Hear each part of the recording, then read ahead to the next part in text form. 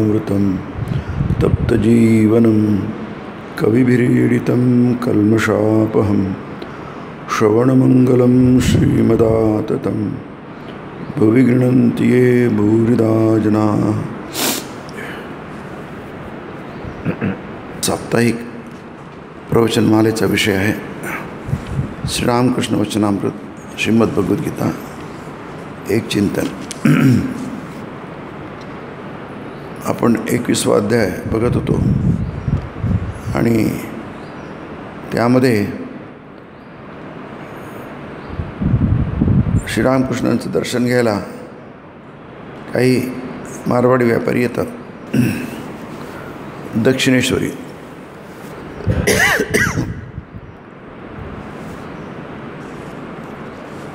तर प्रत्येकजण आपापल्या संस्काराप्रमाणे घडत असतो, या जन्मीच्या आणि गेल्या जन्मीच्या। आपण कोरीपाटी कोणीच नसतो, त्याला टाबुलर असं म्हणतात। म्हणजे तुम्ही काही लिहा त्याच्यावर, पाटी कोरी आहे तसं काही नसतं। प्रत्येकाच्या पाटीवर भरपूर लिहिलेलं असतं। काही थोडी जागा मोकळी सोडली असेल ती आपण या जन्मी भरतो। ही झाली आपली सनातन वैदिक धर्माची मान्यता। कारण काही लोक जन्मतःच एका विशिष्ट गोष्टीमध्ये खूप पारंगत असतात। काही लोकांना ती छोटी गोष्टसुद्धा मुळीच जमत नाही। आमच्याकडे ते शिकत असताना ड्रॉइंग हा विषय असतो, त्याच्यामध्ये काही मुलं आंबा काढायला सांगता पटकन आंबा काढतात साकाळून पटकन, आणि काही मुलं ते किती काढला तर ते आंबा आहे की सीताफळ आहे हे कळत नाही। असं का? सगळी मुलं एकाच वर्गात आहेत, परंतु त्यांना ते संस्कार, काही लोक खूप यशस्वी होतात कोणत्याही बाबतीमध्ये, कला आहे, क्रीडा आहे, मनोरंजनाचं क्षेत्र आहे, साहित्य आहे, व्यवसाय आहे, कामधंदा आहे। आणि आपण म्हणतो पण की अमुक अमुक कम्युनिटी हे जन्मजातच लहानपणापासूनच पैसे कसे कमवायचे, मोजायचे कसे, सगळे त्यात प्रवीण असतात। किंवा असंही म्हटलं जातं की महाराष्ट्रातल्या लोकांना व्यवसाय नाही करता येत, त्यांना धंदा जमत नाही। म्हणजे व्यवसाय करण्याचे जे काही निकष असतात, ज्या काही अटी असतात, ते काही त्यांना जमत नाही। एकत्र येणं, एकमेकांवर विश्वास ठेवणं, एकमेकांचे पैसे वापरणं आणि कोणी जर थोडं अडचणी असेल तर पटकन मदत करणं, हा जो परस्पर सहकार्याचा भाग असतो तो अनेक पिढ्यांमधनं तो विकसित झालेला असतो। आणि त्यामुळे त्या नियमांना धरून ते बरोबर वागतात आणि मग त्या विशिष्ट विषयामध्ये त्यांना पारंगतता किंवा प्रावीण्य प्राप्त होतं की नाही। जसं आता महाराष्ट्राचाच विचार घेतला तर इथे आपण साहित्य, कला, नाट्य आपल्याकडे महाराष्ट्रात भरपूर आहे, संगीत, किंवा बंगालमध्ये सुद्धा, बंगाली लोकसुद्धा व्यवसाय नाही करू शकत। असं का? काहीच कम्युनिटी करतात, काही कम्युनिटी का करू शकत नाही? याचं उत्तर वगैरे काही नाही। हेच उत्तर आहे की पिढ्यानी पिढ्या जर एका विशिष्ट व्यक्तीचं धरलं नाही तरी विशिष्ट व्यक्ती धरावं लागेल। आपण जरी म्हटलं की जन्मापासून त्याला त्या प्रकारचे पैसे कमावण्याचे संस्कार मिळतात की नाही, आणि त्यामुळे तो तसा होतो, हा तर्क ठीक आहे, परंतु त्यामध्ये सुद्धा काहीतरी पाहिजे। म्हणून आपण म्हणतो की एका जन्माचं काय, बहुनी मे जन्मानी व्यतीतानी। अर्जुना, तुझे पण बरेच झाले, माझे पण बरेच जन्म झाले, वगैरे वगैरे गीतेमध्ये जे येतं तान्यम वेत्त सर्वानी नत्वम वेत्त परंतप नाही. म्हणून स्वामीजींनी उदाहरण दिलं आहे की बदकाच्या पिलाची अंडी कोंबडी उभवते आणि तिथून बाहेर पडल्याबरोबर त्या अंडीतून काय बाहेर येतं? कोंबडीचं पिलू बाहेर येत नाही, तर ते पिलू बाहेर येतं, बदकाचं पिलू बाहेर येतं. आता बदकाचं पिलू सरळ धाव घेतं कुठे? पाण्याकडे. आणि तिच्या आईला वाटतं, म्हणजे आता ती आई नाही आहे कोंबडी, तिची आई नाही आहे, ते बदक आहे आणि ही कोंबडी आहे. पण त्या कोंबडीला वाटतं की माझं पिलू जण डुबेल पाण्यामध्ये, धावत जाते काका करत, पण ती जेते आणि तरंगायला लागते. स्वामीजी म्हणतात त्या पिल्लाला कसं कळलं की माझं नॅचरल राहणं पाणी आहे? त्याला कसं कळलं? त्या अंड्यातून बाहेर आलेल्या त्या बदकाला कसं कळलं की नाही? तो आत्ताच जन्माला आला, शिकला केव्हा? अशा खूपशा गोष्टी असतात. जन्माला आल्याबरोबर मुलगा करायला लागतो, दूध प्यायला लागतो, त्याला कोणी शिकवलं? 2 गोष्टी असतात, शिकल्याशिवाय करता येत नाही आणि शिकल्याशिवाय अनुभव येत नाही. अनुभव शेत मला काहीच करता येत नाही. मग अनुभव घ्यायला वेळ मिळाला पाहिजे ना. तो अनुभव केव्हा घेतला त्याने? की जन्माला आल्यावर तो काही गोष्टी करायला लागतो. असो, म्हणून इथे जे उदाहरण दिलं आहे, मग त्यातले काही नियम असतात, आपल्याला ते बरोबर वाटायला लागतं. ज्या वातावरणात जन्माला येतो, ज्या भाषा, देश, प्रांत, जेवण, खाणं, पिणं, कपडे, लत्ते, ज्या काही सगळ्या गोष्टींना घेऊन आपण जन्मभर राहतो, त्या गोष्टी आपल्या व्यक्तित्वाशी संपूर्णपणे जुळतात. त्याचाच आपण एक भाग बनून जातो. किंबहुना आपण तेच होऊन जातो. आता मारवाडी म्हणजे काय? मारवाडी नावाची काही गोष्ट नाही आहे. आता ते मारवाड प्रांतात राहतात म्हणून त्यांना मारवाडी म्हटलं जातं. राजस्थानमध्ये एक मारवाड प्रांत आहे की नाही, म्हणून त्यांना मारवाडी म्हटलं जातं. पण आपल्याकडे मारवाडी म्हटलं की काहीतरी एक प्रतिमा उभी राहते आहे ना, हा मारवाडी आहे. मराठीमध्ये एक नाटक होतं, आचार्य अत्र्यांचंच होतं ते. त्याच्यात एक माणूस भयंकर कंजूस दाखवलं. त्याचं नाव काय ना विसरून आलो. अत्यंत कवडी चुंबकच आहे बहुतेक. कवडी चुंबक नाटकाचं नाव कवडी चुंबकच आहे. मी बघितलं आहे लहानपणी ते नाटक, अगदीच 14-15 वर्षाच्या किंवा 15-16 वर्षाच्या बघितलं असेल मी ते नाटक. कवडी चुंबक, बरोबर आहे. आता ते त्याच्या बऱ्याच गोष्टी, पण हा विषय तिथे नाही आपला. नाटकाची गंमत आहे त्याच्यामध्ये, पण आपल्याला तो नाही आहे. पण तो महाप्रदात असाच असला पाहिजे असं कशावरून? आपल्या मनामध्ये एक प्रतिमा निर्माण करतो आपण, आणि त्याला काही आधार पण असतो. निराधार नसतात त्या प्रतिमा, नाही अगदीच निराधार नसतात. बाकी आपण त्याला जास्ती त्याला आकार देतो असं म्हणता येईल, जो पुष्कळदा बरोबर नसतो. पण आपल्या काही धारणा असतात नाही. आणि इथे जे आपण हा अध्याय बघत आहोत, 9वा अध्याय, 21वा अध्याय, त्यामध्ये त्यांनी सांगितलं आहे, म्हणून हा उपदेश जो असतो नेहमीच घेणारा असो त्याच्यावर अवलंबून असतो. म्हणून तुम्ही कुठेही बघा, अगदी जरी भगवद्गीता ही कृष्णार्जुन संवाद असला की नाही, तरी पण तिथे अर्जुनाला लेखूनच सगळे उत्तर आहे. निखळ अद्वैत तत्त्वज्ञान आहे, म्हणजे वेदांत आहे, ब्रह्मविद्या आहे. ब्रह्मविद्यायाम योगशास्त्रे की नाही, म्हणजे ब्रह्मविद्येच्या अंतर्गत योगशास्त्र आहे. योगशास्त्राचा तुम्ही अभ्यास केला की योगशास्त्र तुम्ही जाणून घेतलं तर तुम्हाला ब्रह्मविद्या तुम्हाला संपादन करता येते, असा तो विषय आहे. त्याचं माध्यम आहे कृष्णार्जुन संवाद, आणि भगवद्गीता उपनिषद आहे, म्हणजे तत्त्वज्ञान आहे. भगवद्गीता असो, उपनिषद असो. मग आता अर्जुन काय आहे? अर्जुन एक सामान्य योद्धा आहे. सामान्य योद्धा या अर्थाने की योद्धा आहे आणि अतिसामान्य साधक आहे या अर्थाने. योद्धा असामान्य आहे तो, परंतु साधक या अर्थाने ब्रह्मविद्या प्राप्त करण्याच्या दृष्टीने, योगशास्त्र प्राप्त करण्याच्या दृष्टीने त्याची योग्यता जी आहे ती अति मर्यादित आहे किंवा फारच मर्यादित आहे. त्या संपूर्ण जीवनात त्यांनी हा प्रश्न त्याच्या कधी जीवनात आलेच नाही. आणि भगवद्गीता सांगून झाल्यानंतर त्याच्या जीवनात पुन्हा कधी दिसतही नाही ते.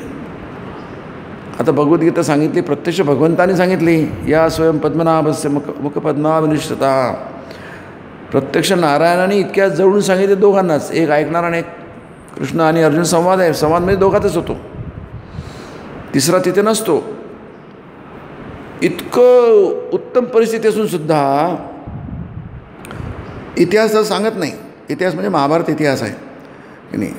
महाभारतात तसा कुठे उल्लेख नाही, उलट उल्लेख आहे त्याचा आपण नेहमी त्याला म्हणतात अनुगीता. म्हणजे गीतेच्या नंतरची गीता. तिथेसुद्धा तेच आहे. तिथे दिसलं आहे की अर्जुनाची काही योग्यता नाही आहे. म्हणजे इतकं सगळं सांगूनसुद्धा, अर्जुन ऐकूनसुद्धा, अर्जुनाचे प्रश्न आहे, भगवंताचे उत्तर आहे आणि त्या प्रश्नाला धरून उत्तर आहेत आणि उत्तराच्या पोटी सगळं संपूर्ण निखळ तत्त्वज्ञान आहे. संपूर्ण म्हणजे दोन्ही आहे, सगुण साकार निर्गुण निराकार आहे. दोन्ही तत्त्वज्ञानाचा जो पूर्ण गाभा आहे किंवा पूर्ण त्याचा जो आकार आहे किंवा त्याची मूस आहे, ते सगळं अगदी तसंच आहे. त्यात काही उणं नाही आहे. आता अर्जुन जरी तसा नसला, घेण्याच्या लायकीचा नसला, योग्यतेचा नसला, तरी हे सांगितलं, हे संपूर्ण सांगितलं आहे. त्यात काही कुठे काही कमी नाही आहे, न्यून नाही आहे, कोणतेही न्यून नाही आहे. कारण ती रचना व्यासांची आहे. व्यासांनाही ह्याच्यामार्फत तुम्हाला अगदी याच्यामध्ये आपण ज्याला कॅप्सूल म्हणतो, त्यामध्ये त्यांना हे एक तत्त्वज्ञान द्यायचं असतं. म्हणून आज शेकडो वर्षानंतरसुद्धा भगवद्गीता ही आपल्याला तिकडे आपण वळतो. तत्त्वज्ञानाच्या क्षेत्रामध्ये जेवढे की आपल्या शंका असतात, आपले जे मनातले प्रश्न असतात, त्यासाठी आपल्याला कुठे जर वळायचं झालं तर भगवद्गीता हा एक असा ग्रंथ आहे की त्या ग्रंथात म्हणजे वैदिक तत्त्वज्ञान काही नाही असं काहीच नाही आहे. सगळं समाविष्ट केलं आहे. अद्भुत आहे. म्हणजे समन्वय ग्रंथ म्हणतात. सगळ्या मार्गांचा समन्वय केला आहे, सगळ्या दर्शनाचा समन्वय केला आहे. इतक्या छोट्याशामध्ये स्वामी म्हणतात बुके ऑफ फ्लॉवर्स आहेत की नाही. आणि जसं आपण वॉजेस सजवतो, त्याच्यामध्ये वेगळे पानं फुलाचा सुंदरसा वास तयार करतो, ज्याला आपण पुष्पगुच्छ किंवा आपण त्याला आजकाल फ्लॉवरपॉट नाही, त्याला वॉजेस म्हणतात. तशा प्रकारचं हे आहे. आणि अति ते एका उत्तम बुद्धीतून निर्माण झालं आहे, स्वामी विवेकानंद म्हणतात. तशी बुद्धी जगाला पुन्हा कधी बघायला मिळणार नाही असंही म्हणतात. ज्या बुद्धिमत्तेतून भगवद्गीता प्रकटली आहे, तशी बुद्धिमत्ता जगाला पुन्हा कधी बघायला मिळणार नाही. कृष्णाविषयी त्यांनी म्हटलं नो कॉपवेब्स देअर. तिथे काही जळमट नाही आहे, स्वच्छ बुद्धी आहे, सरळ. मग तिथे एवढं उत्तम तत्त्वज्ञान आहे, तत्त्वज्ञान सांगणार आहे, त्याच्यामागे व्यास आहे, ते सगळं ऐकणार कोण आहे? नाही, त्याच्याशिवाय सांगण्याला काहीच नाही, कारण सगळं समाजरूप आहे की नाही. आता हा ग्रंथ जो आहे वचनामृता समाजरूप आहेत. बहुतेक वचनामृतामध्ये विचारणार आहे आणि सांगणार आहेत की नाही. सांगणारे बहुतांश श्रीरामकृष्णच आहे, ऐकणारे आमच्यासारखे आहेत, सामान्य लोक आहेत की नाही. तेव्हा लीला प्रसंगामध्ये आहे की श्रीरामकृष्ण कोण ऐकणार आहे? एक नाटक करतो, एक शिक्षक आहे, अमुक आहे, डमुक आहे. त्यांची योग्यता काय आहे? ब्रह्मविद्या संपादन करण्याची किंवा ती धारण करण्याची त्याची योग्यता काय आहे? काही नाही आहे. समजण्याची योग्यता काय आहे? काही नाही आहे. मग काही नाही तर मग तुम्हाला ऐकणारे मिळणार कुठून? मग काय, जे आहे त्यांना त्यांच्या पातळीवरून सांगा. त्यांना तुम्ही बदलवू शकत नाही.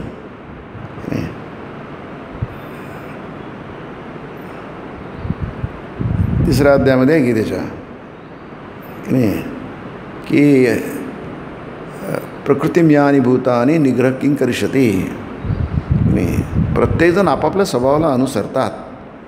हे महान तत्त्वज्ञान आहे, महान कॉमन सेन्स आहे की नाही. प्रकृतिम यांती भूतानी, भूतानी प्रकृतिम यांती. सगळेजणं आपापल्या स्वभावाला अनुसर. स्वभाव म्हणजे काय? कुठून आला आहे की नाही. आपण काय खिशात घेऊन येतो काय? स्वभाव म्हणजे आपल्याशी एकरूप झालेली बाब आहे ती.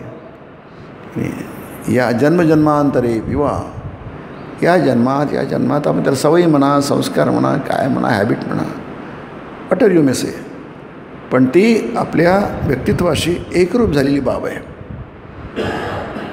ती जी आहे मग तुम्ही यांती भूतानी, तुम्ही त्यालाच अनुसरता. तिथे चूक आणि बरोबरचा प्रश्न येत नाही, ज्येष्ठ आणि कनिष्ठचा प्रश्न येत नाही. ते आहे तसंच आहे ते. त्यामुळे आपण आपल्या विचाराविषयी कधीच संशय घेत नाही, आपल्या भूमिकेविषयी आपण कधीच काही विचार करत नाही, आर्ग्युमेंट करत नाही. इतरांविषयी करू शकतो आपण, स्वतःविषयी कधीच करत नाही. का? याचं कारण काय? याचं कारण काय तिथे कुठे संशयाला जागाच नसते.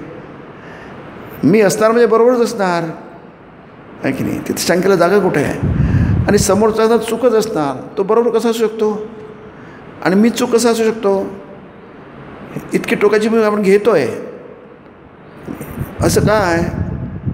कारण प्रकृती मी अंतिभूता, आणि प्रकृती आपण प्रत्येकजण, प्रकृती दोन्ही अर्थ होतो, व्यक्तिगत आणि कॉस्मिक दोन्ही अर्थाने आहे की नाही.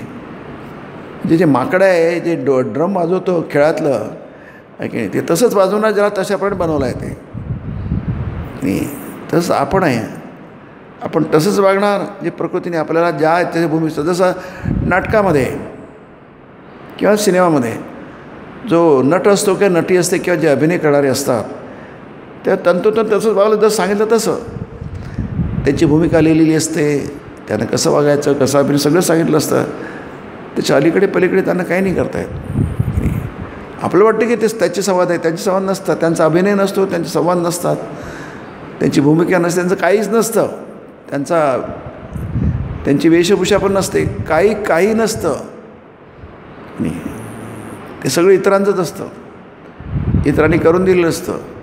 पण आपल्याला आभास होतो की तो आहे त्याचं, तो त्याची संवाद बोलतो आहे. त्याचे संवाद नाही आहे, ते दुसरं संवाद आहे. त्याचं गाणं नाही आहे, दुसरंच गाणं आहे ते. तो फक्त अभिनय करतो आहे. ॲक्टिंग म्हणजे ॲक्टिंग, त्याच्यात काहीच खरं नाही आहे.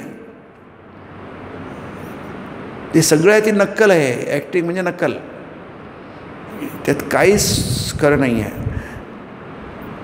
त्यातलं काय मग भावतं काय इतकं? कारण ते इतकं तंतोतंत असतं. तो करू शकतो, तो संवाद लिहिणारा करू शकत नाही, कथा लिहिणारा करू शकत नाही, गाणं म्हणणारा करू शकत नाही, कोणीच तो करू शकतो. कारण त्याला त्याच्यामध्ये ती कला आहे. इतर कलाच आहे, पण त्याचा तो उपयोग करून जी गोष्ट अत्यंत खोटी आहे ती गोष्ट तुम्हाला खरी वाटायला लागते. खोटी अर्थाने, नकली अर्थाने. ती गोष्ट अत्यंत नकली आहे, ती तुम्हाला असली वाटायला लागते. ते पुढच्या काही नारदाचा अभिनय करणार तो जीवन नावाचा एक हे होता आहे की नाही. त्यात लोकसत्तेमध्येच एक आलं होतं की हा नारद असा आहे की खरा नारदाला वाटेल की हा आपण खरे आहो की हा खरा आहे की नाही. किंवा तो चार्ली चॅप्लिन आहे ना, वाटतं ह्युमरिस्ट होता तो आहे की नाही. ते एक स्पर्धा झाली आणि त्याच्यामध्ये चार्ली चॅप्लिनचा अभिनय करायचा. त्यावेळी तो जिवंत होता. त्याचा अभिनय करण्यासाठी स्पर्धा झाली, पुष्कळ लोक आले त्याच्यामध्ये. चार्ली चॅप्लिन विचार केला की मी त्याच्यात भाग घेईल आहे की नाही. इतके लोक भाग घेतात तर मी का भाग घेऊ नये. त्यांनी स्वतः पण भाग घेतला की नाही. आता चार्ली चॅप्लिनचा अभिनय झाला, त्याला आता विचार केला तर नंबर म्हणजे क्रमांक लागला नाही, 1, 2, 3. चार्ली चॅप्लिन तिसरा नंबर मिळाला, त्याला पहिला नंबर नाही मिळाला. त्याचीच नक्कल बाकीचे करतात, पण त्याला पहिला नंबर नाही मिळाला. पहिला नंबर ज्याची नक्कल केली त्यांना मिळाला. नक्कल इतकी असू शकते. म्हणून हा अद्वैत तत्त्वज्ञानाचा विषय आहे. तिथे कुठे काही खोट नाही आहे, तिथे काही न्यून नाही आहे, त्रुटी नाही आहे. परंतु जेव्हा ते व्यवहारात येतं तेव्हा तुम्ही तुमच्या व्यक्तित्वाच्या बाजूला जाऊ शकत नाही, सोडून जाऊ शकत नाही. मी तुम्हाला कितीही चांगलं सांगितलं, तुम्हाला ते काही, जसं श्रीखंड आहे, महाराष्ट्रीयन लोकांना किती चांगलं आवडलं ते तिकडे बाहेर गेला माणूस अरे काय श्रीखंड आहे, याला श्रीखंड म्हणतात. त्यांना त्याचं काही नाही आहे. कारण काय, आपण जे आतापर्यंत त्याचा विचार करतो ते प्रकृती म्यांती भूतानि निग्रह किंग करिष्यती. निग्रह म्हणजे थांबवणं, रोखणं, अडवणं, त्याला निग्रह म्हणतात की नाही. मी तुम्ही असं करू नका, असं करा, त्याला निग्रह म्हणतात. लहान मुलांना आपण अडवतो, असं करू नको रे, असं कर. मोठ्या लोकांनी अडवतो, कोणी ऐकत नाही. तरुणांना अडवतो, तरुणींना अडवतो, असं करू नको, चूक आहे ते, ऐकत नाही. किंग करिष्यते, उपयोग काय? आपण जर आपल्या ह्याच्यात उपयोग त्याचा अर्थ केला, अडवून उपयोग काय? काही उपयोग वाढवा. पण लक्षात ठेवा की 100% यशाची अपेक्षा करू नका. मिळेल आणि नाही मिळेल की नाही, त्याचं जे व्हायचं ते होईल, पण तुम्ही तुमचं काही करू नका. तुम्ही शांत राहा. असं कसं होतं आहे, ते कसं करतो, काही नाही ते की नाही. तिथे कोणाचं काही चालत नसतं. प्रत्येकाच्या बाबतीत, आपल्या बाबतीत तसंच असतं. दूर कशाला जायचं. म्हणून इथे जे सगळे श्रीरामकृष्णांनी जे मांडलेले आहेत ते मुद्दे, तिथे एक तुम्हाला स्पष्ट दिसेल बघा की तिथे समोरचा माणूस ऑब्जेक्ट महत्त्वाचा असतं, ऐकणारा महत्त्वाचा असतो, श्रोता महत्त्वाचा असतो. तो काय घेऊ शकेल, तो काय ग्रहण करू शकेल,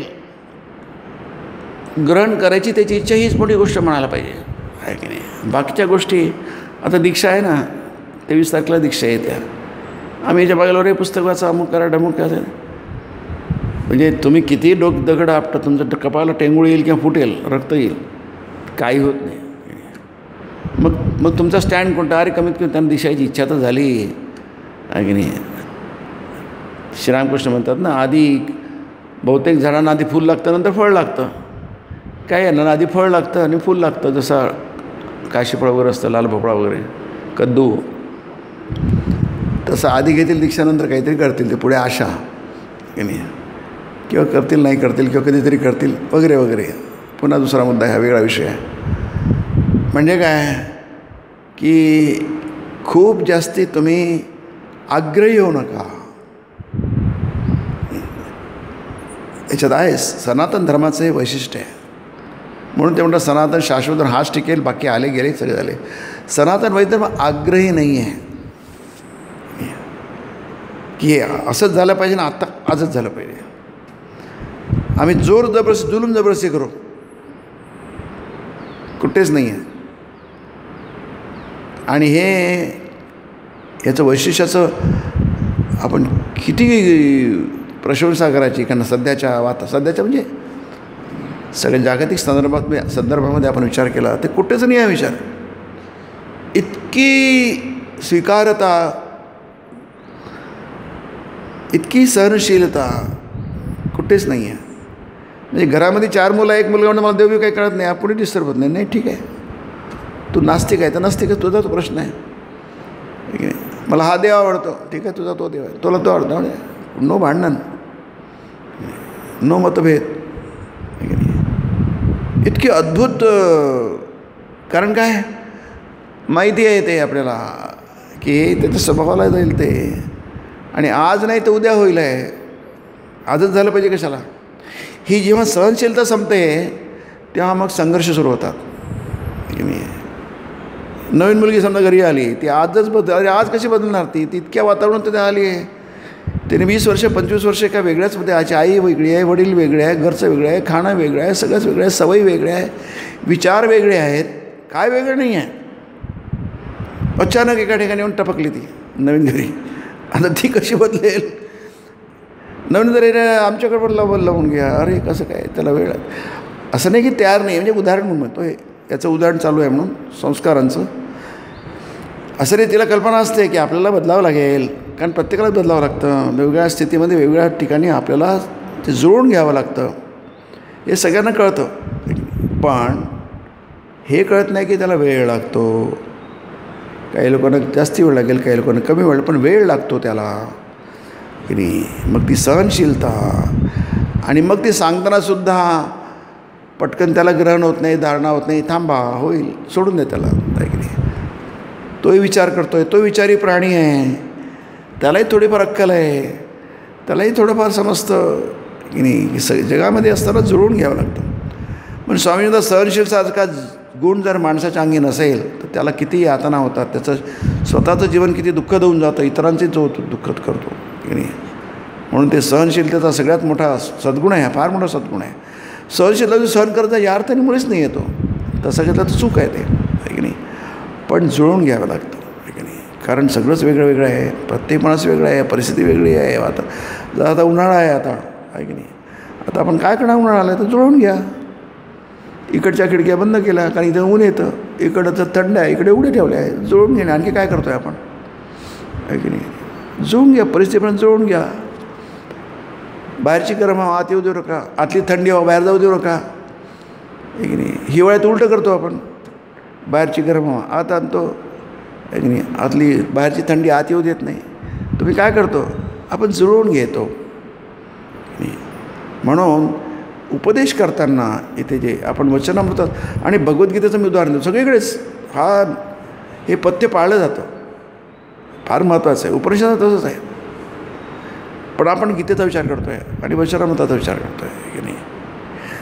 नरेंद्राला उपदेश देत असताना श्रीरामकृष्ण किंवा त्यांचे जे शिष्य असतात ते सगळे बघायचे, सगळे दरवाजे खिडकी बंद करून द्यायचे की नाही.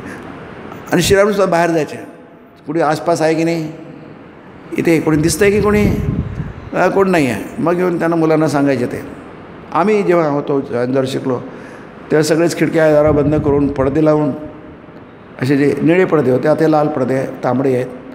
आणि कुणी कशाला असं काही विशेष काही आहे का किंवा काहीतरी रस्ते ते दुसऱ्याने ऐकू नये.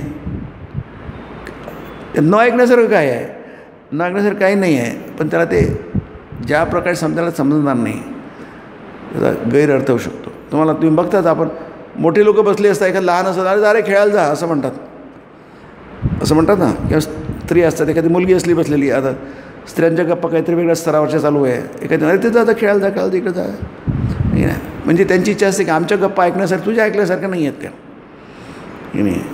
तू मोठे झाल्यानंतर तू तेच कशी मग तू पात्र होशील ऐकण्यासाठी, ऐक नाही. आज तुझी ती पात्रता नाही आहे त्या प्रकारच्या गप्पा ऐकण्याच्या. गप्पा म्हणजे इथे म्हणजे तत्त्वज्ञान आहे, हे दार्शनिक गोष्टी आहे, इथे गोष्टी म्हणजे मुद्दे आहेत.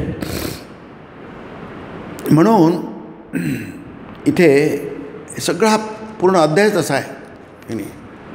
त्या अध्यायाचा समारोप करताना, छोटा अध्याय समारोप करताना श्रीरामकृष्ण त्यांना उपदेश देतात. बघा, सगळा बाकीचा वाचला आहे पण आता फक्त शेवटला भाग आहे.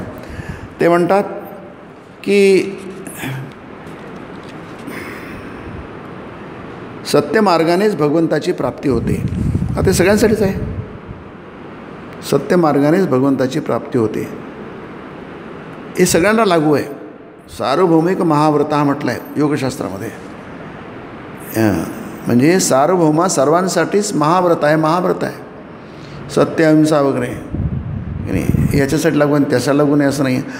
परंतु याचं सत्यपालन, त्याचं सत्यपालन, त्याचं सत्यपालन वेगळं आहे. हे जरा विचित्र आहे हा प्रकार. सत्य हे नेहमी सत्यच असतं, 100% निखळं, त्याला नेहमी धरून राहायचं असतं. सत्य म्हणजे भगवंत परमेश्वर, त्याला तर मग सत्य म्हणतो. ब्रह्म आहे ते, ब्रह्म सत्य सनातन आहे, तिथे कुठे कॉम्प्रोमाइज, ते तडजोड काहीच नाही. परंतु तुम्ही किती निखळता आणली तरी आज माहिती आहे सगळं नकली मिळत आहे. तांदूळ नकली आहे, तूप नकली आहे, दूध नकली आहे, दही नकली आहे, ते नाहीच आहे. याचा हायशी सगळंच तुम्हाला माहिती आहे, त्याच्यावर मी काही सांगत नाही आहे की नाही. ते कसं नकली करतात ना, कसं होतं, हा बराच भुसकाळ टाकणारा विषय आहे की नाही. सगळंच नकली आहे. म्हणून सत्य जरी हे असलं तरी पालन करण्याच्या वेळी जर हा म्हणजे थोडा समजून गेला, थोडासा विचित्र विषय, कठीण विषय आहे. परंतु प्रत्येकाचं वैशिष्ट्य पालन करणं वेगवेगळं असतं. तिथे गोंधळ करतात.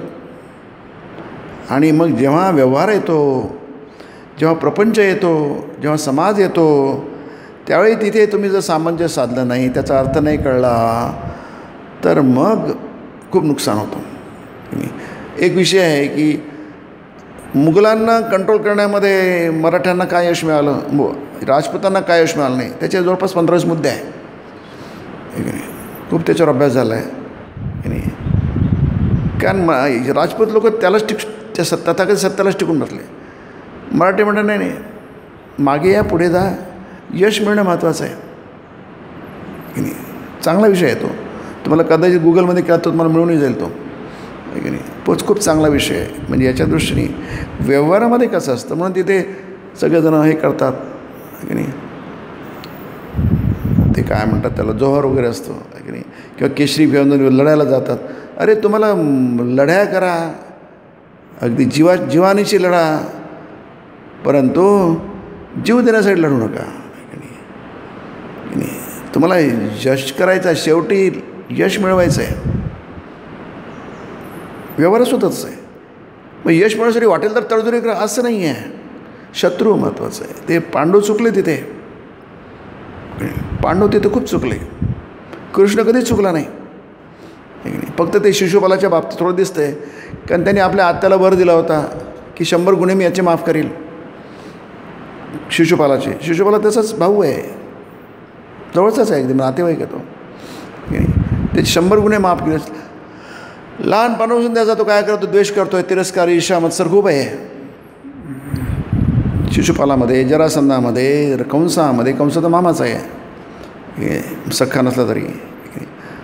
पांडव काय आहे आणि कौरव काय आहे, सगळेच त्याचे नातेवाईक आहे. इतकंच कशाला, यदुकुळातले सगळे काय आहे, अंध काय, वृष्णी आहे, शाश्वत आहे, सगळे कुळ एकच आहे. यदुकुळ आहे, सगळे एकच कुळ आहेत, ते एकाच कुळातले, काही बंद नव्हतं. शेवटी यादवी झाली, सगळेच मेले, एकमेकांना मारलं त्यांनी. हा काय प्रकार आहे? कारण ते सामंजस्य नाही आहे. हे मोठी मोठी उदाहरणं आहे. म्हणून महाभारत फार महत्त्वाचं आहे. कारण ते महाभारत प्रतिदिनी चालू आहे, प्रत्येक घरामध्ये आणि प्रत्येक समाजामध्ये आणि देशभर, जगभर चालू आहे महाभारत. कारण काय, महाभारत न समजल्यामुळे महाभारत चालू आहे. म्हणून महाभारत होण्यासाठी तर महाभारताचा खूप गंभीरपणे अभ्यास व्हायला पाहिजे, खूप सखोल अभ्यास व्हायला पाहिजे. मग ते जी ही आहे, आपण सत्य पालनाचा विषय चालला आहे. सत्य सगळंच मानव, अहिंसा, सत्य, ब्रह्मचर्य, हे जे यमन आणि नियम योगशास्त्र, ते फार महत्त्वाचे आहेत. सार्वकालिक महाव्रत हा म्हटलं आहे त्याला. ते व्रत साधे व्रत नाही आहे, ते महाव्रत आहे. आपण व्रतसुद्धा निष्ठेने पालन करण्याचा प्रयत्न करतो. मग महाव्रत किती निष्ठेने पालन करायला पाहिजे, परंतु ती पातळी गाठायला वेळ लागतो. ती रामकृष्णांनी गाठली होती, संतांनी गाठली होती. ते एक सत्य म्हणजे सत्य, तिथे काही तडजोड करायची नाही. पण आपण थोडंसं वेगळं करू. आता हा जो इथे मारवडे मी वैश्य आहे, ते की नाही, कृषी गौरक्ष वाणिज्य गीता म्हणते की नाही, वैश्य कृषी गौरक्ष वाणिज्य वैश्यचं स्वभावजम. वैश्य म्हणजे वैश्यवृत्ती या अर्थाने. त्याला वृत्ती असते. वृत्ती म्हणजे स्वभाव. तो जन्मगत स्वभाव असतो. त्याला प्रकृती अंतिभूतानी म्हटलं आहे गीतेमध्ये. ही जी आहे, ही तुम्ही एकदम सोडू शकत नाही. क्षत्रिय वृत्ती असते. हे सगळे कॅटेगोरायझेशन आहे. त्याच्यानंतर जाती झाल्या. म्हणजे तुम्हाला काही चूक झालेली दिसणार नाही. अगदी तंतोतंत, आपण ज्याला वैज्ञानिक म्हणतो ते कशाला आला माहीत नाही, पण पक्का आहे ते. चातुर्वर्ण्यम मया सृष्टम गुणकर्म विभागाशा गीतेमध्ये आहे. आणि तस्य कर्तारपि माम अकर्तारम अव्ययम विद्य कर्तारम अव्ययम. इथे हे नाही आहे, पण ते आहे. ते खरे नाही आहे, पण ते विद्य कर्तारम अव्ययम. मी अविनाशी अकर्तारम आहे. व्यवहारात ते आहे. वर्ण आहे, आश्रम आहेत. याचा अर्थ काय? याचा अर्थ वैश्याचं सत्य वेगळं असणार, शूद्राचं वेगळं असणार, ब्राह्मणाचं वेगळं असणार. पुन्हा म्हणतो, हे सगळे काय आहेत? कॅटेगोरायझेशन आहे, गटवारी आहे ती. क्षत्रियाचं वेगळं असणार. हे ज्याला समजलं तो यशस्वी होतो. शिवाजी महाराज खूप यशस्वी झाले. कोणता राजा यशस्वी झाला भारतामध्ये? सगळे नामशेष झाले. विजयनगरचं कडून साम्राज्य होतं, हम्पी. कारण काय? भारतात इतिहास खूप प्रचंड ब्लडी हिस्ट्री आहे, ब्लडीएस्ट हिस्ट्री आहे भारताचा इतिहास, आहे की नाही? पण तू कशाला जाता? आधुनिक तुम्ही महाभारताचा इतिहास बघा ना, ते ब्लडीएस्ट आहे ते महाभारताचं युद्ध. 18 दिवस चाललं म्हणजे प्रचंड आहे ते. त्यात सगळं पूर्ण महाभारत म्हणजे त्याचे पूर्ण 18 दिवस कसं युद्ध झालं, त्याच्या आधीचे नंतरची, ते सगळंच आहे. 18 दिवस सगळं बरोबर अगदी खडानखडा माहिती आहे त्याच्यामध्ये.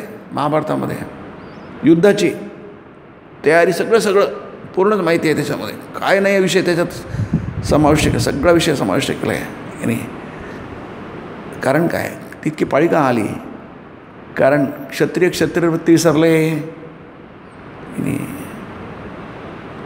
तेच आहे ना. तत्किम कर्मणी घोरे माम नियोजसी केशव अर्जुन म्हणतो आहे की नाही. हे केशवा ह्या घोर कर्मामध्ये कशाला मला तू लोटतोस. नियोजसी म्हटलं आहे की नाही. तत्किम कर्मणी घोरे क्षत्रिय आहे आणि तो म्हणतो तत्किम कर्मणी घोरे माम. भारतात इतिहास असा उगाच काही नाही झालं. 800 900 1000 वर्ष म्हणजे 1000 वर्ष आपण अत्यंत अनन्वित अत्याचार भोगले. याचं कारण नुसतं नाही झालं, ते विसरलं गेलं आहे. क्षत्रिय धर्म विसरले, वैश्य धर्म विसरले, ब्राह्मण वैश्य धर्मले, शूद्र धर्मले आणि इतरांचा धर्म. स्वधर्मे निधनम श्रेयः परधर्मो भयधर्म म्हणजे तिथे ख्रिश्चन जैन इस्लाम ते नाही आहे. त्या धर्माचा अर्थ नाहीच आहे तो. कारण त्यावेळी धर्मच नव्हते. हे सगळे पंथ आहेत. धर्म नाही आहे, पंथ आहेत. त्यावेळी सगळं नव्हतंच. त्याच्यामुळे धर्माची आजची संकल्पना तिथे काही लागूच नाही होत आहे. कारण गीता सांगितले 5000 वर्षापूर्वी कमीत कमी. आपण म्हणूया 5000, त्याच्या बरंच आधी आहे. पण आपण जे आजचं सगळे मान्यता आहे त्याप्रमाणे म्हणूया. आपण 5000 केवढा मोठा जुना काळ आहे. त्यावेळी नव्हतंच आहे. मग इथे स्वधर्मे निधनम श्रेया गीता काय म्हणते. परधर्मो भयावा म्हणजे तुमचे जे संस्कार धर्म म्हणजे इथे ते तुमच्या जन्मगत क्वालिटीज आहेत त्या नाही. म्हणून तुम्ही इतरांच्या ते निकष तुम्हाला लावू नका. राजपुतांचं ते चुकलं की नाही. तरी सत्याचं पाळ म्हणजे असं ते नाही आहे. समोरचा शत्रू कसा आहे त्याप्रमाणे होतं. पांडवांचे शत्रू कोण होते. ते वाकडे होते. तुम्ही वाकडे व्हायला गरज नाही आहे, पण त्यांच्यासाठी वागताना तो वाकडेपणा गरज आहे. ते कृष्णाला जमलं की नाही, बाकी कोणालाच जमलं नाही. म्हणजे स्वामीजीने म्हटलं आहे की नाही, असा माणूस जगाला बघायलाच नाही. इतका ब्रेन, प्रचंड बुद्धिमत्ता. म्हणून शिवाजी महाराजांनी कृष्णाची बुद्धिमत्ता वापरली आहे तिथे. म्हणून ते इतके यशस्वी झाले, छत्रपती झाले. याचं कारण काय आहे. हा फार मोठा अभ्यासाचा विषय आहे की नाही. याचं कारण काय आहे. कारण ती जी घ्यायची आपण नाही असंच आहे. अरे असं पुस्तकात लिहिलं आहे, 100% बरोबर येत आहे. परंतु तुमच्या व्यवहारात येताना मात्र ते तसं नाही होत आहे की नाही. हे जेवढे काही झाले किंवा पेशव्यांच्या काळामध्ये, मराठी छत्रपतीच्या महाराजांच्या काळामध्ये सगळे जे काही इतिहास असा नंतर खूपसे काही ज्या गोष्टी घडायला नको त्या घडून गेल्या की नाही. याचं कारण काय आहे. याचं कारण हे विसरलं गेलं आहे की नाही. पण ब्रह्मविद्या प्राप्ती याला कुठे तडतोड नाही करता येते की नाही. सगळ्यांचाच उद्देश तो आहे. स्वे स्वे कर्मणी अभिरत संसिद्धिम लभते नरा. नरा म्हणजे मनुष्याला स्वे स्वे कर्मणी अभिरत. तुमच्या स्वे स्वे म्हणजे तुमच्या कर्मामध्ये तुम्ही मग्न राहा. स्वे स्वे कर्मणी अभिरत मग्न रहा. संसिद्धिम लभते नरा. संसिद्धिम लभते. मनुष्याला यश मिळतं. यश मिळते. संसिद्धी दोन्ही अर्थाने वापरल्या जातात. सिद्धी गीतेमध्ये जी आहे ती कर्मसिद्धी आहे, कर्मजनित सिद्धी आहे. म्हणजे कर्मनिष्ठा योग्यता आहे त्याला म्हणतात. आणि संसिद्धी म्हणजे ज्ञाननिष्ठा योग्यता म्हणतात. त्याने तुम्हाला ब्रह्मप्राप्ती होते. हे तुम्हाला एकत्वाचा अनुभव येतो. या जगामध्ये भिन्नत्व नाही आहे, सगळं एक आहे. नेह नाना असते किंचन. इथे काहीच नाही. इह म्हणजे या जगामध्ये नाना काही नाही, जे आहे एकच तत्व आहे हे तुम्हाला कळतं. कशाने. स्वे स्वे कर्मणे अभिरत. स्वे स्वे म्हणजे दुसऱ्याचं करणं तुमचं होत नाही. कर्मयोगामध्ये स्वामींच्या हा विषय खूप सुंदर होऊ लागले. त्याचा आदर्श तुमचा आदर्श होत नाही. त्याने झालं तुम्ही लोक तुझेच गंधळ करतात. खूप लोक प्रश्न विचारतात, अरे तुम्ही करता ते करा की. पण ब्रह्मविद्येचा पाथ जो आहे, मार्ग जो आहे की नाही, त्याच्यावर तुम्ही राहा. महामार्गावर राहा.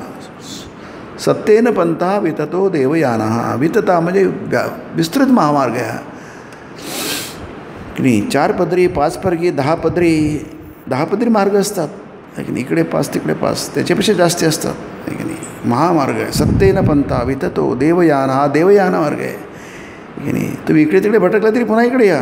आडमार्गाला श्रीरामकृष्ण म्हणतात. एकदा आडमार्गाला लागले आणि खूप दूर गेले की मुख्य मार्ग येतात ते जीव मेटाकुटीस येत. असं ते शब्द वापरले. जीव मेटाकुटीस येतो म्हणून जिकडे तिकडे गेले तरी पुन्हा महामार्ग तर विसरू नका. कारण हा मार्ग तुम्हाला सरळ घेऊन जाईल आहे. तुम्ही वाकड्या तिकडे गेले आणि कुठेतरी भरकटले, पुन्हा ते भरकटले म्हणजे भरकटलेच.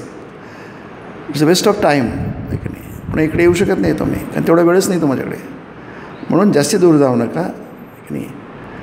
मग आपल्याला यश मिळालं पाहिजे, साफल्य मिळालं पाहिजे, कृतकृत्यता मिळाली पाहिजे, जीवनाचं सार्थक झालं पाहिजे आहे की नाही. पण तुम्ही काही एकदम काही बदलू शकत नाही, ते तुमच्या हातात नाही आहे. पण हळूहळू ते येईलच आहे ते नाही. याच्यामध्ये त्यांनी म्हटलंच आहे की उन्नती हळूहळू होत असते. परमेश्वर प्राप्तीच्या मार्गावर सुद्धा असंच हळूहळू पुढं जायला हवं.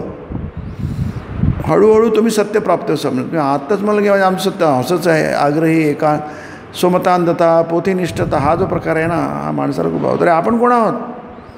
आज कुठे उभं हो? आपली भूमी कोणत्या भूमीवर उभं आहोत आपण की नाही.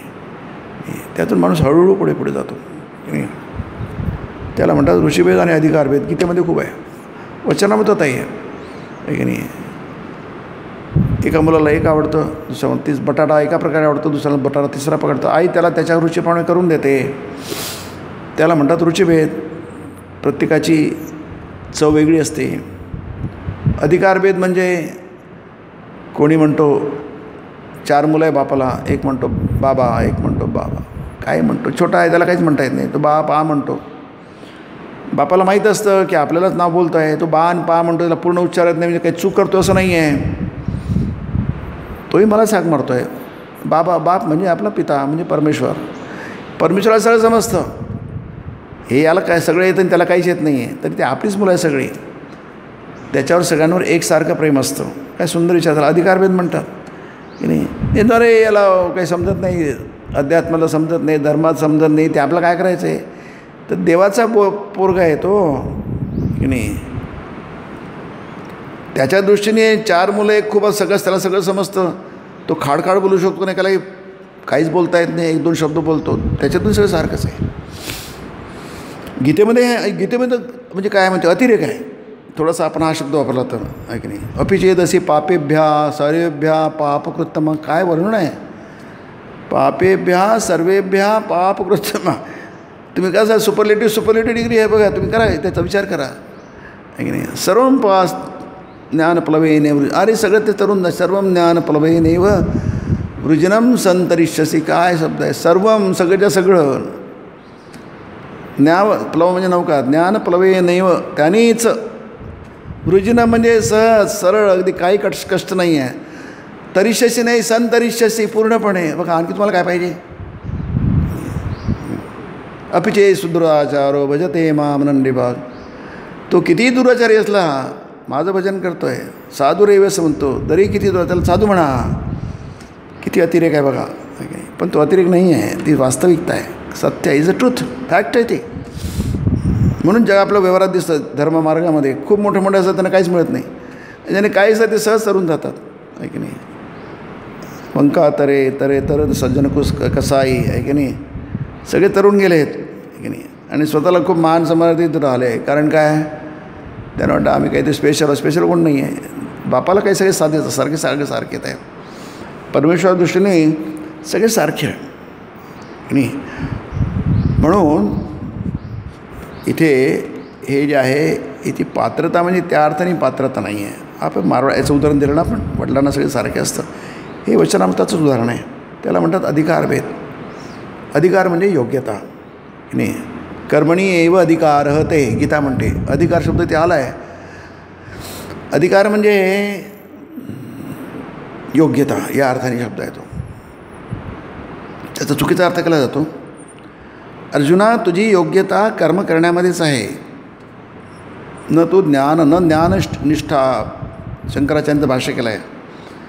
ते म्हटलं म्हणजे तुझ्यासाठी आहे. ते काही गोष्टी भगवद्गीतेमध्ये डायरेक्टली आहे, अर्जुनासाठीच आहे. काही गोष्टी सर्वसामान्य सर्वांसाठी आहे की नाही. काही विशेष आहे आणि सामान्य आहे, दोन्ही आहे त्याच्यामध्ये.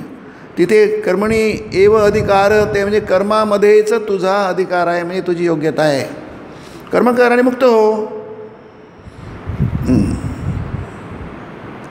तू म्हणशील की मग तो 3रा अध्यायाचा प्रारंभ तसा आहे, 5व्या अध्यायाचा प्रारंभ तसाच आहे आहे की नाही. मग तो जर कर्म न करता जो तरुण जातो, मग मी कशाला कर्म, मी तसंच करेल, तुझ्यासाठी नाही ते, आहे की नाही. तो तत्वचिंतन करतो, आहे की नाही, ध्यान करतो, जप करतो, मग तो तरुण जातो. मग ते सोपी आहे, मी करेल की, मी जाईल कुठेतरी हिमालयामध्ये गुहेमध्ये जाऊन बसेन आणि मी पण 24 तास ईश्वर चिंतन करेल. अरे भाऊ, तुझ्यासाठी नाही आहे ते. एका साधूने म्हटलं राजाला, राजा चल माझ्याबरोबर, आहे की नाही, माझ्याबरोबर तू ईश्वर चिंतन कर. तर तो म्हणाला नाही बा, मला नाही जमणार, मी तिथे एक राज्य उत्पन्न करेल, जंगलामध्ये एक राज्य उत्पन्न करेल. कारण काय, तो राजा आहे, ते संस्कार तसेच आहे. पण तो राजाही मुक्त होऊ शकतो जिथे आहे. स्वे स्वे कर्मणी अभिरत संसिद्धिम लभते नरा. स्वभावनिरतक कर्म, आपल्या कर्मामध्ये स्वभावाला नसून असतो, त्याला कशी सिद्धी प्राप्त होते, माझ्याकडनं ऐक. खूप सुंदर आहे गीतेमध्ये, आहे की नाही. म्हणून हा जो विवेक आहे, ही जी सूक्ष्मता आहे, ही आपण व्यवहारातही चुकतो आणि व्यापक दृष्टीने सुद्धा बघतो, खूप चुकतो आहे आपण. जेव्हा कुठे असे काही येतात, आहे की नाही, त्याचा सर्व सगळ्यात दोष आपण कुठेतरी तत्व समजण्याला कुठेतरी चुकलो आहे, त्याचा गोंधळ केला, कन्फ्यूज झालो आहे. गीतेमध्ये अर्जुन तोच म्हणतो, मी कन्फ्यूज आहे. धर्मसमूढच येतात, धर्मसमूढच येतात. म्हणजे धर्म म्हणजे ते हिंदू ख्रिश्चन नाही, धर्म म्हणजे माझं कर्तव्य. गीतेमध्ये धर्म हा शब्द कर्तव्य अर्थाने पुष्कळदा येतो, आहे की नाही. कर्तव्यात चुकला आहे, तो काहीतरी कन्फ्यूज झाला आहे कर्तव्याविषयी आणि तो मान्य करतो आहे. शिष्यस्तेयम शादिमा, मला कन्फ्यूज झाला आहे, मी धर्मसमूढच येत आहा, काय माझं कर्तव्य याच्याविषयी मूढ नाही, संमूढ झालो आहे, खूप कन्फ्यूज झालं आहे. चेत आहा म्हणजे बुद्धी, मला उपदेश दे. शादिमाम त्वाम प्रपन्न, मी शरण आलो तुला, मी तुझा शिष्य आहे. शिष्यस्तेहम, मला उपदेश कर. मी संमूढ झालो आहे, मी कन्फ्यूज झालो आहे. आणि हे कन्फ्युजन आहे कारण की आपण वेळ देत नाही, गोष्ट समजून घ्यायला वेळ देत नाही. बरोबर आपण काहीतरी ऐकतो, बरोबर आपण अध्ययन करतो, बरोबर चिंतन करतो, किंवा त्यासाठी काहीच नाही, बरोबरचं सगळं असतं आपलं. म्हणून तिथे निधिध्यासन म्हटलेलं आहे. श्रवण मनन नदित्या, श्रोतव्य मंतव्य आणि निधिध्यासितव्य आहे. यासाठी कारण काय ते, कारण आपण त्याला वेळ देत नाही आहे. आपण म्हणतो दीक्षा आहे, पुस्तक वाचा, नाही. अरे त्यात 3 दिवस महाराज आहेत, दीक्षा देणारे गुरु आहेत, त्यांचं दर्शन घ्या, 3 दिवस तुम्हाला संधी मिळते आहे. नाही, आम्ही येणार दीक्षा घेणार, पटकन पळून जाणार. अरे तुम्ही इतर गोष्टीसाठी महिना सुट्टी काढू शकता, 8 दिवस सुट्टी काढू शकता, आहे की नाही. आता बोलू नये, पण लग्न असलं तर लोक 1 महिना सुट्टी काढतात, आहे की नाही. आणि तुम्हाला 2 दिवस 3 दिवस सुट्टी काढता येत, 3 दिवस तुम्हाला यासाठी देता येत नाही, ज्याचा संबंध तुमचा जन्मोजन्मीचा आहे. याच्यापेक्षा महान आणि महत्त्वाची गोष्ट जगात कोणती असू शकते. मी दिलेलं आहे, सगळे काम बाजूला ठेवा, महत्त्वाचे इतके असतील, इकडे लक्ष द्या. आपल्या पचनी पडत नाही, ते पडणार नाही कधी, कारण तसं नाहीच आहे ते. किती महत्त्वाचं आहे, काही नाही. म्हणून इथे काय चिंतन, सतत विचार करणं, सखोल विचार करणं, गहन विचार करणं, की नाही. अर्जुनाला ते सांगतं आहे. गीता नुसता वाचून होत नाही, गीतेला खूप सखोल तुम्हाला चिंतन करावं लागेल, तरी एकेका श्लोकाचे अर्थ कळत नाही. ते श्लोक काही नाही आहेत, त्याच्यात काही गडबड नाही आहे, गडबड आपल्यात आहे. जे आहे ते अगदी स्वच्छ आणि स्पष्ट आहे, आपल्याला समजत नाही. तो गीतेचा प्रॉब्लेम नाही आहे, तो आपली तयारीचा प्रॉब्लेम आहे. आपण तसे तयार झालो नाही आहे. त्यामुळे अगदी सहज गोष्टी वाटतं किती कठीण आहे, काही समजत नाही, आमच्या डोक्यावरून जातं. इतर गोष्टी डोक्यावरून जात नाही, मग हेच कसं डोक्यावरून जातं.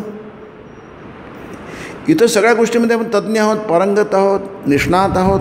आणखी काही 2-4 विषय लावा, ते सगळं आपल्याला कळतं. आणि हेच कसं कळत नाही,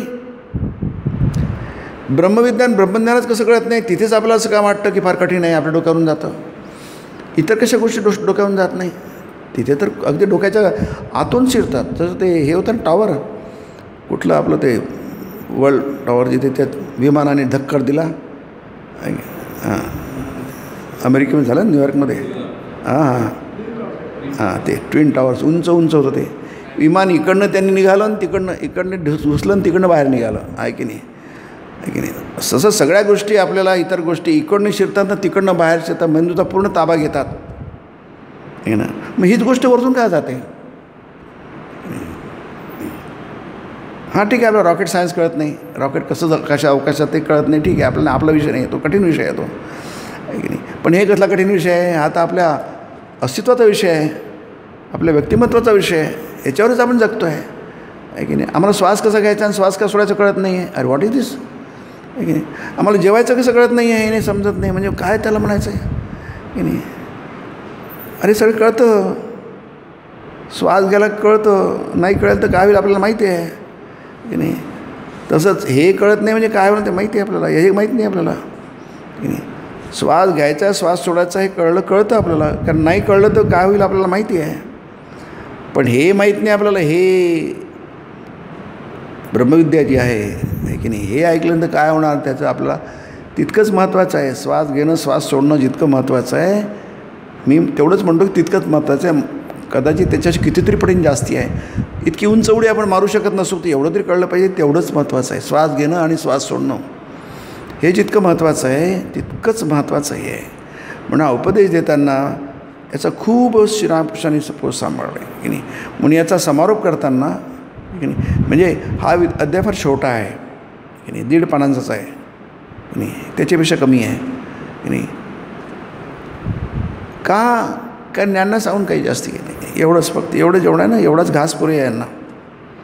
एवढं जरी केलं ते पिचाती तरंतेव मृत्युम श्रुतिपरायणा. हां गीता म्हणते ते अपिच ते सुद्धा अर्जुना अतितरंती एव, तरंती एव नाही अतितरंती एव.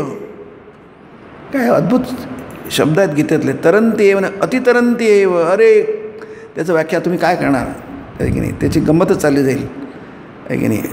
या शब्दांची फोड केली त्याची गंमतच चालली जाते की शब्दच अद्भुत आहे ते. अतितरंती एव मृत्युम श्रुतिपरायणा. हां ते सुद्धा मृत्यूला तरुणच जातात. अतितरंती संपूर्णपणे काय म्हणत काही शिल्लक नाही. कोण? श्रुतिपरायणा. नुसतंच ऐकलं अरे असंच कर, असं आहे ननीच बाड नाही, कोणीच थांबत नाही, कोणाचंच काही नुकसान होत नाही, कोणाचंच काही राहून जात नाही.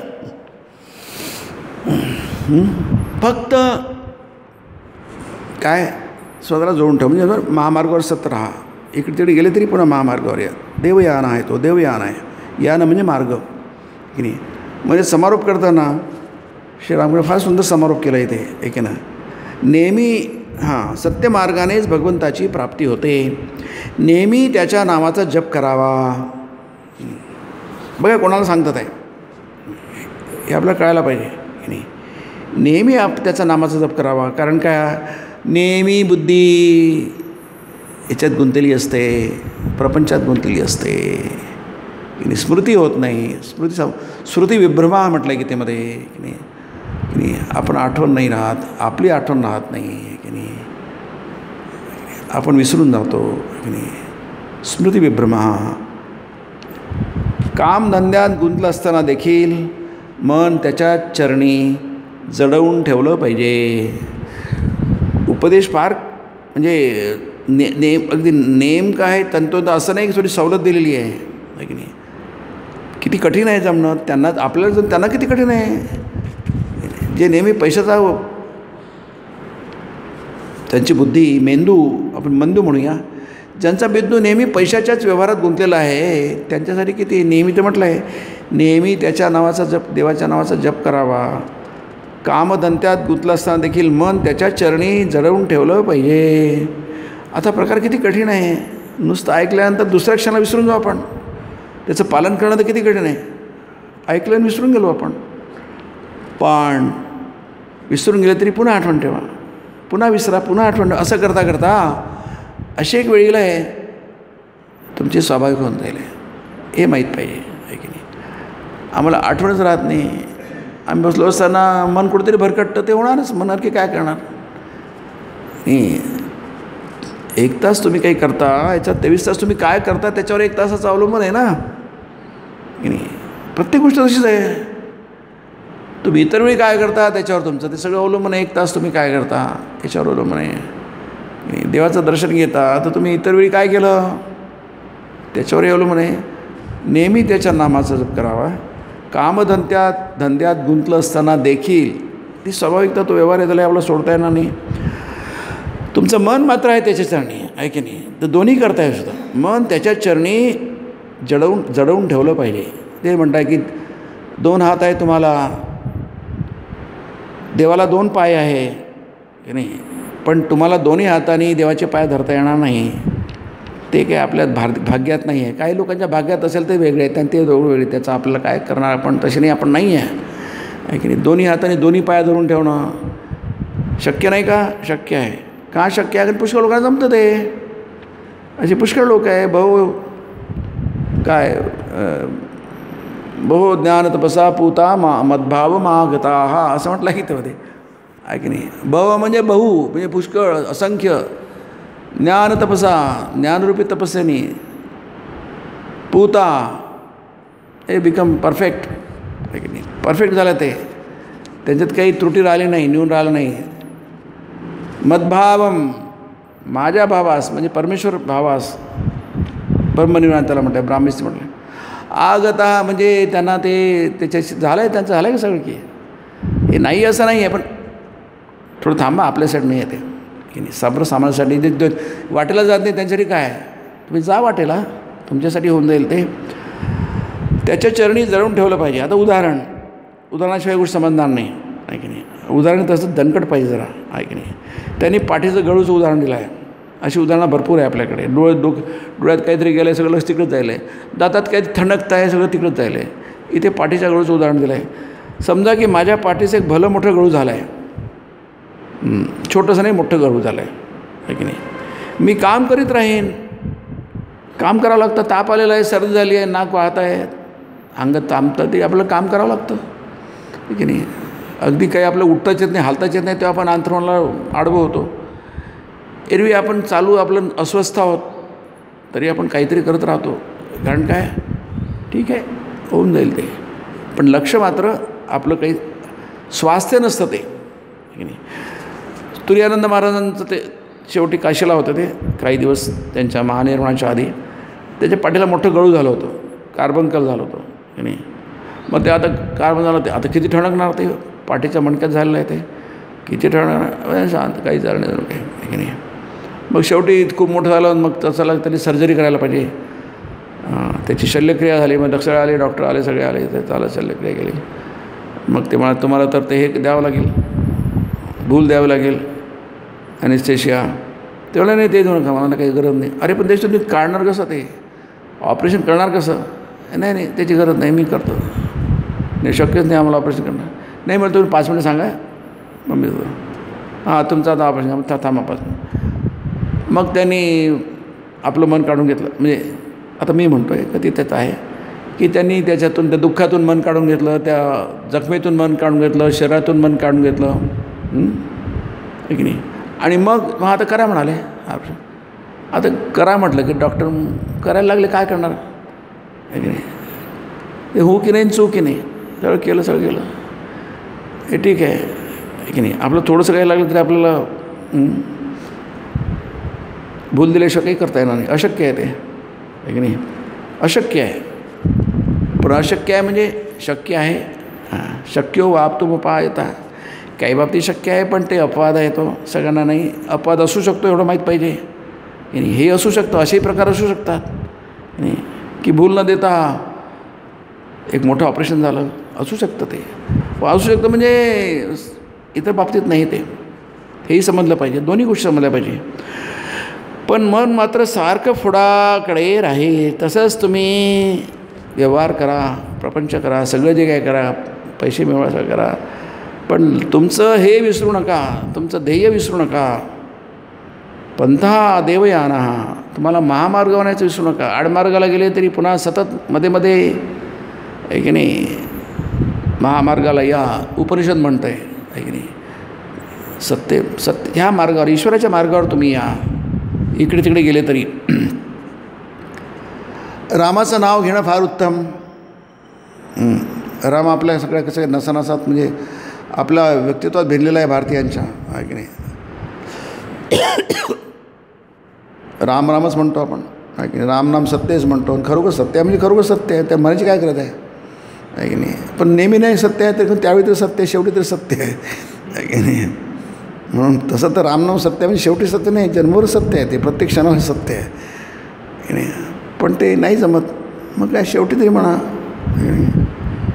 का हो राम राम, राम आपल्याच आहे म्हणून. तर ते नाव नाही आहे, तुम्ही रामाचं नाव, रामाला तुम्ही काय करता, स्मरता, रामाची आठवण करता, म्हणजे काय करता, ते संपूर्ण त्याची आठवण करता की नाही? सगुण निर्गुण ब्रह्माची आठवण करता, ब्रह्माची आठवण करता की नाही? ती सोपी आहे, कोणालाही जमण्यासारखं आहे. म्हणून यांना सांगतं की तुम्हाला जमण्यासारखं आहे. रामाचं नाव घेणं फार उत्तम. आता राम कोण आहे की नाही? हा राम कोण आहे? मग त्यांनी म्हटलं आहे, जो राम दशरथाचा पुत्र आहे, मी त्याला बाप आहे, इथलाच बाप आहे, त्याचं नाव दशरथ आहे, त्याला वडील आहे ना, हा मुलगा आहे, दशरथाचा पुत्र आहे तो की नाही? पण हा राम कसा आहे की नाही? प्रत्येकाला बाप असतो, प्रत्येकाकडून कोणते पुत्र असतो, तसा बाप नाही हा, आणि तसा पुत्र पण नाही आहे की नाही? तो कोण आहे? त्यानंच परत सारं जग उत्पन्न केलं आहे, आपण नाही उत्पन्न केलं की नाही? सिद्ध पुरुषाला सगळे अधिकार मिळतात, ब्रह्मसूत्र म्हणतो, त्याला सगळे अधिकार मिळतात. तुम्ही सिद्ध झाले, ब्रह्मज्ञान, तुम्हाला सगळे अधिकार मिळतील, तुम्ही सगळेच होऊन जाल, पण तुम्हाला सृष्टी करण्याचा, उत्पन्न करण्याचा अधिकार मिळणार नाही. तुम्ही ते करू शकता, तुमचं काम नाही आहे ते, तुम्हाला ते नाही मिळणार, बाकी सगळंच मिळेल. सृष्टी, स्थिती, विनाश या 3 गोष्टी तुम्हाला नाही मिळणार की नाही? तुम्ही सृष्टीची उत्पत्ती करू शकणार नाही, त्याचं पालन नाही, आणि त्याचं विनाश नाही करू शकणार, संहार नाही करू शकणार. ते अधिकार किंवा ती योग्यता तुम्हाला प्राप्त होणार नाही. पण याला आहे की नाही? म्हणून आपलं त्रिदेव आहेत ना, ते ब्रह्मा विष्णू महेश, त्याची ती संकल्पना ती आहे. त्यानंच परत सारं जग उत्पन्न केलं आहे, म्हणजे तो सगुण सकार ब्रह्म आहे. त्याला ब्रह्मा विष्णू महेश त्रिगुणदेव म्हणतो आपण त्यांना. पण तोच निर्गुण निराकार आहे, आणखी तोच सर्व भूतात आत्मारूपानं भरलेला आहे की नाही? तुमच्या आमच्यामध्ये तोच आहे, घटी घटी आहे तो की नाही? निर्गुण निराकार आहे की नाही? मग तिथे हे सगळं उपनिषद आहे. तो सगळ्यात जवळ असून आत बाहेर सर्वत्र सर्व व्यापून आहे की नाही? उपनिषद अगदी असेच मंत्र आहेत ते, आहे की नाही? तो तुमच्या इतका जवळ आहे की तुमच्या इतकं जवळ काहीच नाही, तुम्ही सुद्धा तुमच्या जवळ नाही आहे इतके, आहे की नाही? इतक्या जवळ तुमच्या आहे तो, आहे की नाही? म्हणजे त्याला तो तुमचा आत्माच आहे, हे शब्द आहेत, फक्त आपण त्या यातून समजून घ्यावं लागतं, समजून घ्यायचा प्रयत्न करतो आहे आपण. तो तुमच्या इतक्या जवळ आहे की तितक्याजवळ तुम्ही स्वतःचीसुद्धा नाही आहे. तुम्ही म्हणजे हे तुम्ही स्वतःला म्हणता, ती वृत्ती जी आहे ती तितकी तुमच्या जवळ नाही आहे, त्याला प्रज्ञानम ब्रह्म म्हणतात. त्याच्यापेक्षा जास्त जवळ तो आहे.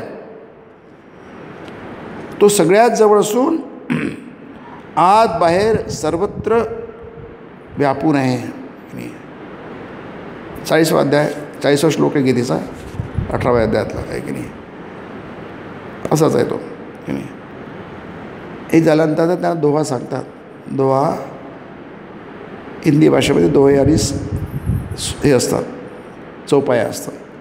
हा दोहा आहे, पुष्कळांना माहिती आहे हा दोहा, आपण गेला. जो राम दशरथ का बेटा की नाही? जो राम जो आपण म्हणतो तो दशरथाचा मुलगा आहे. वही राम, तोच राम जो दशरथाचा मुलगा आहे, म्हणजे तुमच्या आमच्यासारखा तोच राम घटघट में लेटा. प्रत्येक अणुरेणूमध्ये तो तिथे अवस्थित आहे किंवा तिथे तो राहतो. वही राम जगत पसेरा, हाच राम जगमध्ये व्याप्त आहे की नाही? आणि वही राम सबसे न्यारा, आणि असूनसुद्धा तो पूर्णपणे स्वतंत्र आहे, वेगळा आहे, सगळ्यात असूनसुद्धा कशातच नाही आहे की नाही? हे परमतत्त्वज्ञान आहे की नाही? याच्यामध्ये सगळंच केलं, सगुण आलं, निर्गुण आलं, साकार आलं, निराकार आलं, काही राहायचं बाकी नाही आलं. एका छोट्याशा दोहामध्ये म्हणा सगळं पूर्ण दर्शन येऊन गेलं आहे. जो राम, हे पण लक्षात आहे, वैदिक धर्माचं वैशिष्ट्य आहे, पण सनातन धर्माचं आहे, बाकी धर्म काही नाही आहे, त्याचं आपल्याला देणेघेणं नाही आहे. पण आपण याचा विचार सनातन वैदिकाचं वैशिष्ट्य आहे की नाही? याच्यामध्ये एवढं जरी समजलं तर तुम्हाला सगळं वैदिक धर्म समजला.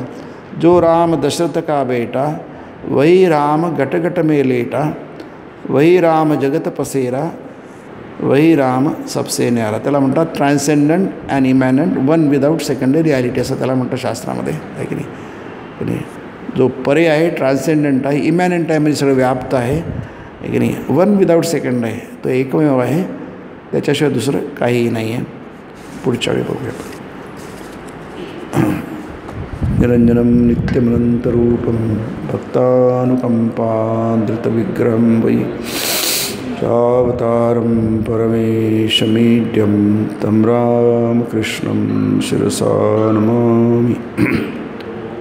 शांति शांति शांति. हरि ओम तत्सत्. श्रीरामकृष्णार्पणमस्तु.